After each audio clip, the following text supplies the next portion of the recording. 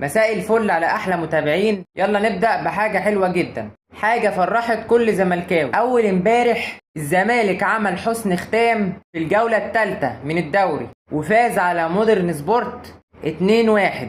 الفوز ده رجع الزمالك لصدارة الدوري.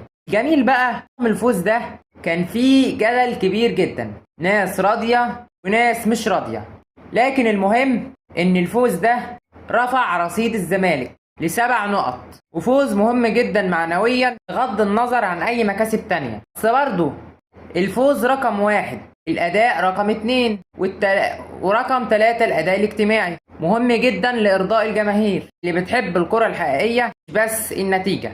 بالنسبة للياقة البدنية، الفريق عنده تذبذب بدني واضح في آخر 20 دقيقة من أي مباراة. لازم الجهاز الفني يركز على ده قبل ما الموسم يتقدم. نخش على الأداء الفني والاجتماعي. بصوا، هو الأداء الفردي ممتاز أحيانا زي عبد الله السعيد وشيكو بنزا، لكن معظم الوقت الأداء الجماعي مش منسق خالص.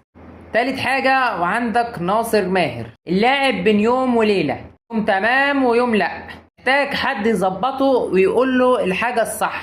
بالنسبة للتغيرات الفنية مش دايما مقنعة ولازم تبقى مدروسة بشكل أكتر، خصوصا لما يخرج لاعب زي شيكو بنزا. بالنسبة للصفقات الجديدة، هو حاليا الزمالك أنهى صفقة بارون رسميا بعد ما فسخ عقده مع ناديه السابق. اللاعب هيدخل مع الزمالك الفترة اللي جاية، ودي طبعا صفقة رابحة جدا. ولكن أنا عايز أقول حاجة، وسط الملعب محتاج لاعب رقم 6 زي دونجا، والظهير الأيمن مهم جدا، بس بعد وصول المهاجم الكيني ممكن نأجل ضم أحمد عيد ليناير.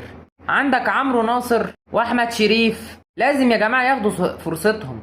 عندك محمد إسماعيل صفقة 50 مليون، لاعب متكامل وهيعزز الدفاع كمان. عمر جابر محتاج يا جماعة نرتاح شوية، ووجود الكيني الجديد هيعوض. أحمد شريف 22 سنة بس عنده شخصية قوية، مفتاح مهم في الناحية اليمنى. كده نكون خلصنا. ما تنساش اللايك والاشتراك وتفعيل زر الجرس عشان يوصلك كل جديد، والسلام عليكم ورحمة الله وبركاته.